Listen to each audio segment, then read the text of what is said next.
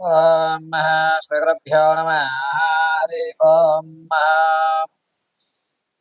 అఘోరేభ్యో తఘోరేభ్యో ఘోరఘోరతరేభ్యః సర్వేభ్యో సర్వేభ్యో నమస్తే అస్తూర్ధ్రరూపేభ్యః సర్వం పరమేశ్వరార్పణమస్తు. అందరికీ కూడా వచ్చేటువంటి జూన్ నెలలో జరిగేటువంటి కాలమాన పరిస్థితుల ప్రకారంగా తీసుకోవలసిన జాగ్రత్తలు ఏమిటి, ఏ రాశివారు ఏ మంత్రాన్ని అయితే పఠిస్తే మీ ప్రమాదాలు కానీ లేదా ఆర్థిక సమస్య జూన్ నెలలో కొంచెం మెరుగుపడటం కానీ ఆరోగ్యమైనటువంటి వ్యవస్థ స్థితి అన్నీ కూడా సమతుల్యంగా ఉండడం అనేటువంటి విషయాన్ని మీకు యథాశక్తానుసారం ఈశ్వర అనుగ్రహ ప్రకారంగా వివరించడం జరుగుతుంది. ఇందులో కేవలము జూన్ నెల మాత్రమే మీకు రెమెడీలు అనేటువంటివి చెప్పడం జరుగుతుంది. ఏ రాశివారు ఏ దేవతారాధన చేయాలి, ఏ పుష్పాలతో పూజ చేయాలి, ఏ బీజాక్షరాన్ని పఠిస్తే గనక వారి కోరికలు తీరుతాయి అనేటువంటి విషయాన్ని అంతటినీ కూడా వివరణగా చక్కగా ఏ రాశికి వారికి విడివిడిగా చెప్పడం జరుగుతుంది.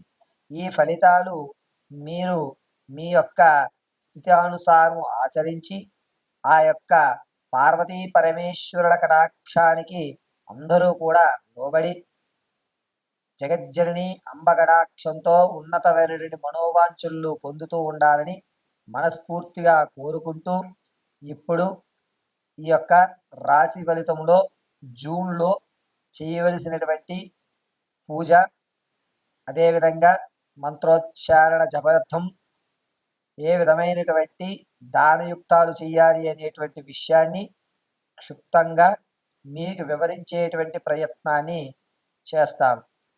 ఇదంతా కూడా పార్వతీ పరమేశ్వర అనుగ్రహ ప్రకారంగా జరుగుతుందని భావిస్తూ మీకు తెలియజేయడం జరుగుతున్నది. తదనంతరము కుంభరాశి వారు.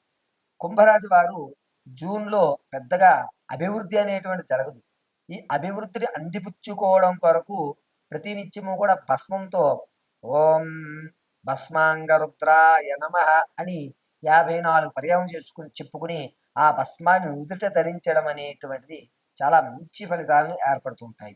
అంతేకాకుండా కుంభరాశి వారు జూన్ అంతా కూడాను ప్రతి నిత్యము కూడా కొబ్బరి నూనెతో దీపారాధన ఉదయము సాయంత్రం వేళ చేస్తూ, కుదిరితే దేవాలయ దర్శనం చేస్తూ శ్రీ రం వం మహాదేవాయ నమో నమః అనే మంత్రాన్ని పఠించుకుంటూ ఉండడం చాలా విశిష్టమైన ఫలితాలు.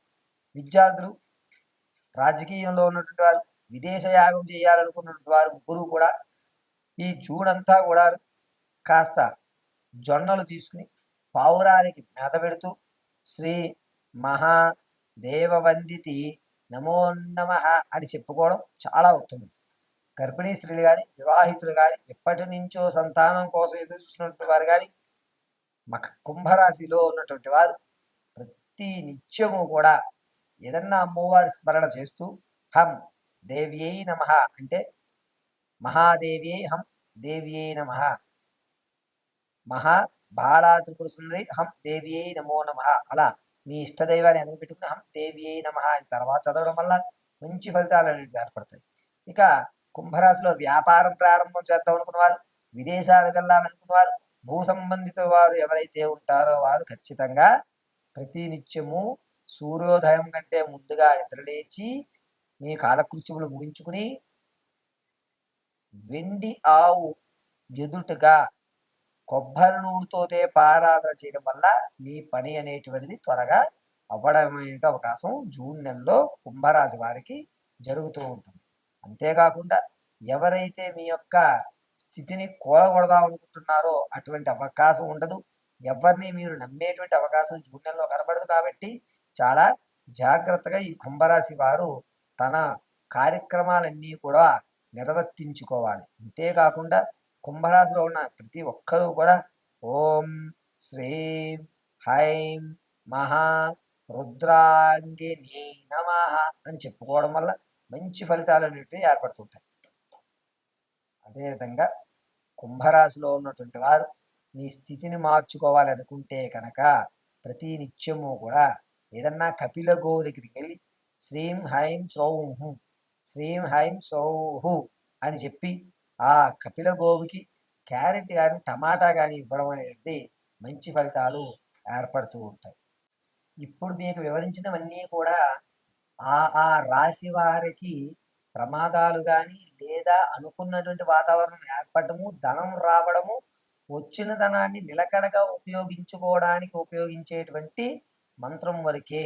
ఇది కేవలము అమ్మవారి అనుగ్రహంతో పంచాంగకర్తల యొక్క నిర్ణయంతో నా మేధా సంపత్తి ఉపయోగించి మీకు తెలియజేయడం జరిగింది.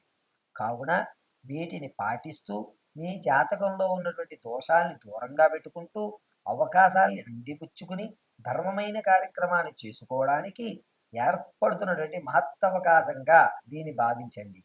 ప్రతి నెల కూడా స్థితి గతి రెండూ మారుతూ ఉండడం వల్ల ప్రతి నెల కూడా మీకు ఏ రెమెడీ అంటే ఏ మంత్రం చదివితే ఏ ఫలితం వస్తుంది, ఎందుకని ఈ మంత్రాన్ని మనం ఇప్పుడు ఎందుకు చదువుకోవాలి, ఎక్కడ మనం తక్కువ ఖర్చుతో అయ్యేటువంటి రెమెడీలు అంటే యజ్ఞ యాగాది వ్రతాలు హోమాలు కాకుండా తక్కువగా అంటే గ్రాసం ఎవరికి ఆవుకు కానీ లేదా మేకలకు కానీ చీమలకు కానీ చేపలకు కానీ మొక్కలకు కానీ ఏ విధమైనటువంటి దానం చేయడం వల్ల ఏ ఫలితాలు మనం అంతుపుచ్చుకుంటాము అనేటువంటి విషయాన్ని ఇదే విధంగా చక్కగా క్షుణ్ణంగా మీ అందరికి కూడా వివరించిస్తాను.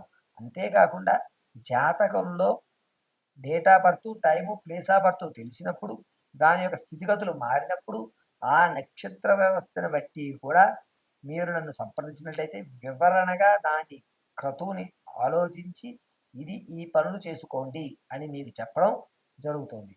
అది పరిపూర్ణమైనటువంటి జాతక పరిశీలన అంటారు. ఇది కేవలము నామాది స్థితి అనుసరించి చెప్పేటువంటి జాతకం మాత్రమే.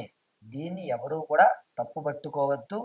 Date of birth time place of birth నక్షత్రాలు అన్నీ తెలిసిన వారు ఖచ్చితంగా మీ స్థితిలన్నీ పరిపూర్తిగా తెలుసుకుని గదులు పొందాలని మనస్ఫూర్తిగా కోరుకుంటూ నాకు తెలిసినటువంటి విద్యని మీ ముందు తెలియజేయడం జరిగింది. పరమేశ్వరార్పణమస్తు.